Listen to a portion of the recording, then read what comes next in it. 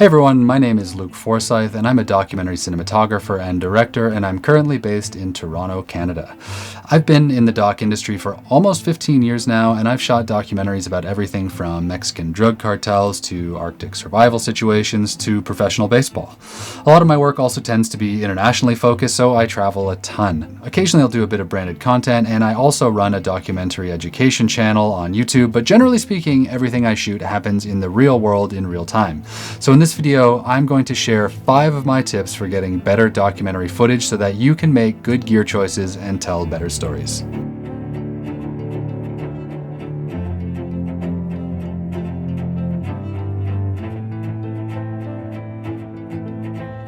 So I'm going to start with a kind of a weird tip for a video about getting better footage, because the very first thing I'd say to anyone shooting a doc is that your image is only half of the storytelling equation.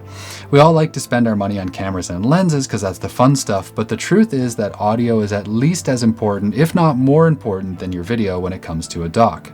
People will forgive rough video very easily, and sometimes it even adds to the mood of a story. Think of the Oscar-winning doc 20 Days in Mariupol. A lot of that footage is really rough, but no one seems to care. But if your sound sucks, you will lose the audience fast. Audio is going to do all the heavy lifting of your storytelling, plus bridge all your edit points, so before we shoot anything, it is critical to make sure you've got your audio figured out. For me, that means a shotgun and some sort of wireless lav mic at minimum, which means you're covered for both ambient sound and at least one main character. This combo can be really expensive or really cheap depending on what you need and what scale of documentary you're working on, but to make the footage work in post, you're gonna want these 2 channels.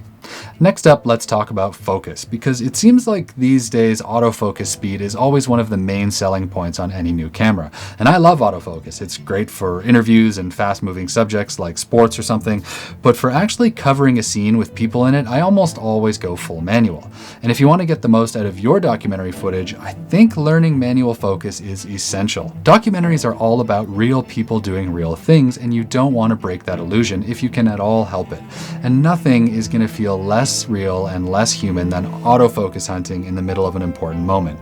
In verite coverage, an experienced cinematographer wants to be able to direct the audience's attention to very specific things, and that means using your focus selectively as a tool. So like, think of flowing back and forth between an object and the main character's face, and then adjusting a little to see their hands, and then back again.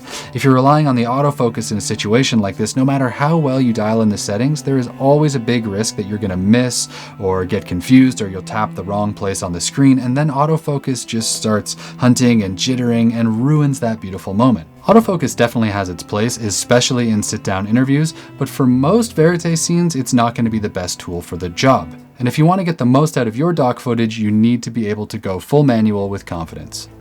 Now, expanding on the idea of covering a scene, the next tip I'd give is all about the mistake I see a lot of new filmmakers making, and that's that they're cutting way too much. Now, if you've ever Googled something like how long should I hold a shot, you've probably been told to hold for like 7 to 10 seconds or something like that. And that's good advice generally, but it doesn't mean you have to cut after every one of those frames. Instead, keep rolling as you find that next frame, and ideally even start playing around with smoother and more interesting transitions between those frames, even if you never plan to use them. It's amazing how often I've shot a doc, and when I see the final film, I notice the editor used all sorts of in-between moments that I wasn't expecting, like when I was finding my focus or repositioning myself. Sometimes you'll just throw all this stuff away, but why force that decision? Instead, I like to just roll my way through an entire scene without cutting, unless there's a reason not to. It's not at all uncommon for me to shoot like 45-minute takes on something without a single cut. Remember, this isn't a storyboarded set, it's real life, and docs will have way higher shooting ratios than commercials or narrative films because you just can't predict when the magic will happen. So stop cutting every frame and instead think about covering an entire scene and then decide what works best in post. The next tip I'd give is also about scene coverage, and that's to stop following the ball. If you've never heard that expression, just think about filming sports. The cam operator gets into position and then they track the action back and forth, or follow the ball. And that works really well for sports, but it's not how you get the best documentary scene coverage. Now, it's totally natural when you arrive at a new location or you start following a character you don't know that well to sort of back yourself up into a corner where you'll be out of the way and then just sort of stay there, maybe riding your zoom lens to get closer and further away from the action. And I'm not saying you can't shoot at all like this, but if if you watch the best documentary cinematographers out there, they're constantly moving around the space and really covering a scene from all angles. You want to see things happen from multiple perspectives. You want to feel the textures of the room and watch the faces of the other people reacting to your main character, not just track back and forth like a tennis match. The very best doc shooters can make it feel like there were 2 or 3 cameras in the room with them because they're so good at coverage, and that just won't happen if you're standing on the outside and following the ball. So get close, move around, and get coverage. And to wrap things up, the last tip I'd give to make your documentary footage better is really simple, but it will make your life or your editor's life so much easier when you start putting things together in post. And that's to always remember to get a wide shot. It sounds simple, I know, but it's amazing how often you can forget. Wide shots serve so many purposes in doc editing, and you can use them to get into a scene or to get out of a scene, to establish 2 characters in a place before they start talking, or even to hide edit points between dialogue. But in the moment when you're shooting, the natural instinct is often to stay as close to the action as possible. And that's mostly a good thing, because in doc we usually do want to experience the story from up close and personal. But at some point, either before, after, or during a lull in an important moment, you absolutely need to remind yourself to pull back and get those wides. I'd say get a couple of options if you can, because you really will have a hard time cutting your footage into any sort of coherent scene without an establisher. For a long time, I had a piece of tape on the side of my camera rig that just said, "Did you get a wide yet?" And that was just to remind me, because it really is that important.